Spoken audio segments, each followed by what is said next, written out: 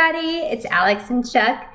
Just wanted to come to you today and go over some of the misconceptions and myths that we hear all the time as personal trainers, just to try and give a little more information on things that people have, like I said, a misconception about.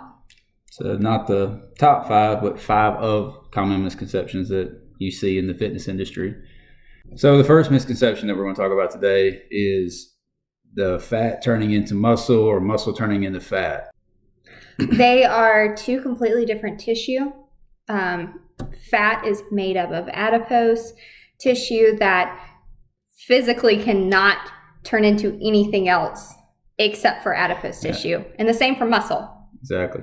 You hear a lot of people come in and say, well, I've seen bodybuilders or pro athletes get really heavy in their older age because all the muscle turned to fat. No, because the muscle shrank and the fat grew. They continue to eat like they were working out constantly or playing sports constantly, but their activity levels decreased significantly. So one grew, one shrank. Yeah, what you work is going to grow. If you work your muscle and have a good, clean diet, then obviously the muscle is going to grow and the fat's going to shrink. But if you don't work that muscle, or even if you do work that muscle and you still have a really high calorie intake and not eating the proper foods, then of course the fat's still going to grow. Yes. Calories in, calories out makes a big difference. Yep. All right. Number 2, and this is my favorite, is that women will get bulky from lifting heavy weights. Simply not true. Our muscles have a capacity for growth.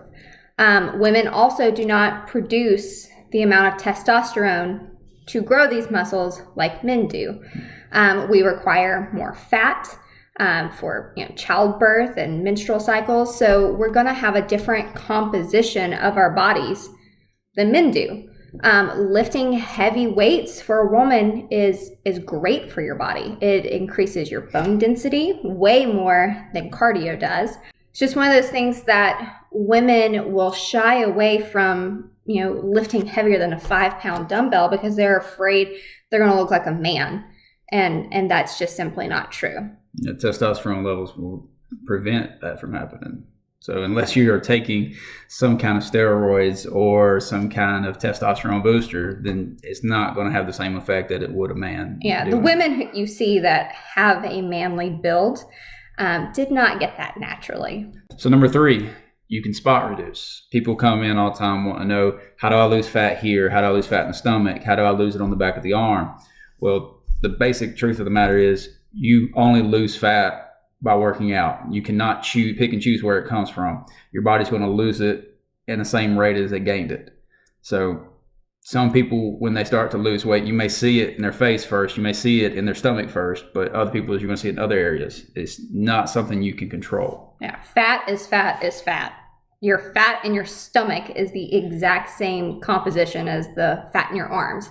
Just because you do more sit-ups does not mean that you're only losing fat in your stomach. That's just you burning calories, and it's going to come off where your body allows it to come off first. Yeah.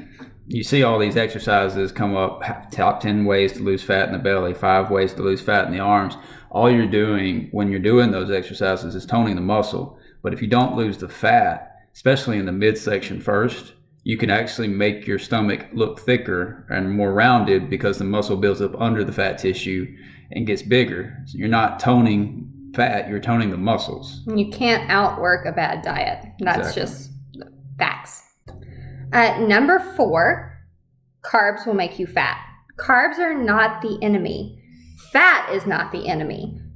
Nothing necessarily is the enemy. You need a balanced diet with your carbohydrates, fats, and your protein. All of those do something different for your body. You need all 3. Carbs are actually your first energy source. So if you want to go out and run a marathon and you've been depriving yourself of carbohydrates, you're going to hit a wall very quickly. You have to have the energy to run off of. And fat and protein do not provide the quick energy source that carbohydrates do. Now, there is a difference between simple carbohydrates and complex. Simple is like your sugars, your refined sugars, and complex are like your vegetables and whole wheat. So knowing the difference and eating the right kind of carbohydrates do make a huge difference. You know, it goes back to what we talked about earlier in the first one. Calories in, calories out. Now, if your body's burning 2,500 calories a day, you need to take in roughly 2,500 calories a day to maintain your weight.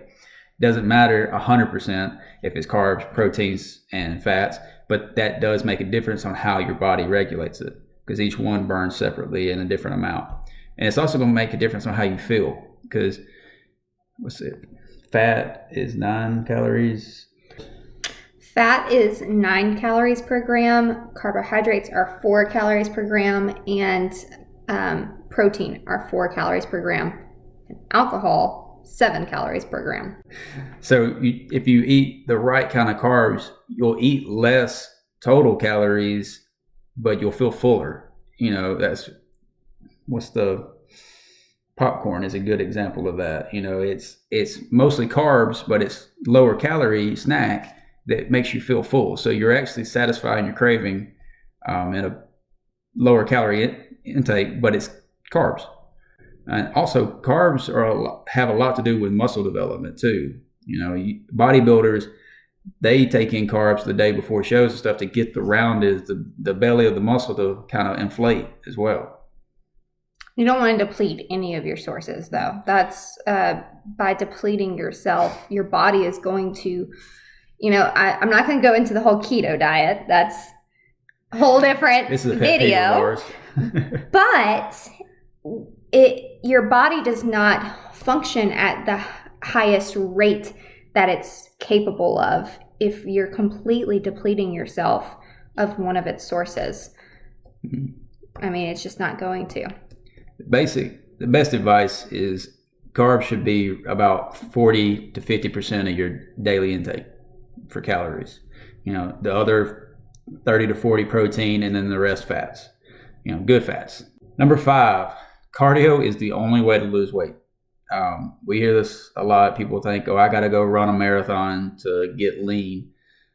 I'll be honest with you, cardio is the least favorite thing that I like to do. I'll do it once in a blue moon, but I can make adjustments to my body size through a lot of different ways. Weight training is one of the kind of secret tools for losing weight. The more muscle mass that you have, the more your body requires calories to maintain that. So your resting metabolic rate, your RMR, is going to go up the more muscle you have. So if you want to be muscular or have larger muscles, that's automatically going to help you in the long run when it comes to losing weight. Well, and not just cardio, but running specifically. Everyone thinks that you have to run to lose weight. You have to run. And cardio is a great additive. He doesn't really enjoy it as much. I enjoy other forms of cardio. You can row. You can jump rope. You can do a HIIT class. You can get your heart rate up and get into an aerobic state, not just by running. But it needs to be paired with a good resistance training. For weight loss, diet is going to be your biggest friend. We've said it twice. We're going to say it again. Calories in, calories out make a huge difference in your developmental stages. You know, depending on where you want to be, from weight loss to muscle gain. It all is all about the kitchen. Yeah.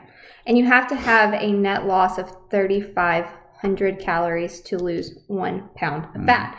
So if you're burning, 2,500 calories a day, but you're taking in 3,500 calories a day, or even if you are taking in just exactly 2,500 calories a day, you have to have a net loss to lose weight. And And cardio may not be your secret. It's not most people's secret. Weight loss is caloric deficits.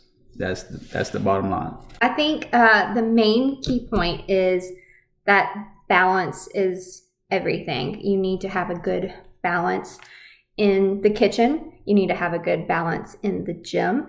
And you need to have a good balance in life. You have to have your carbs, your fats, your proteins.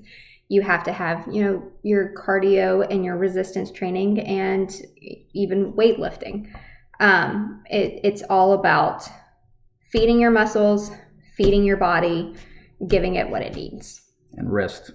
Lots of rest. All right. Well, I hope y'all learned something that you did not know before, and that we'll see you in the gym. Please like and subscribe and leave us a comment. If you have any questions about other myths that you've heard, comment below. Maybe we'll talk about them in the next video. Have a great day.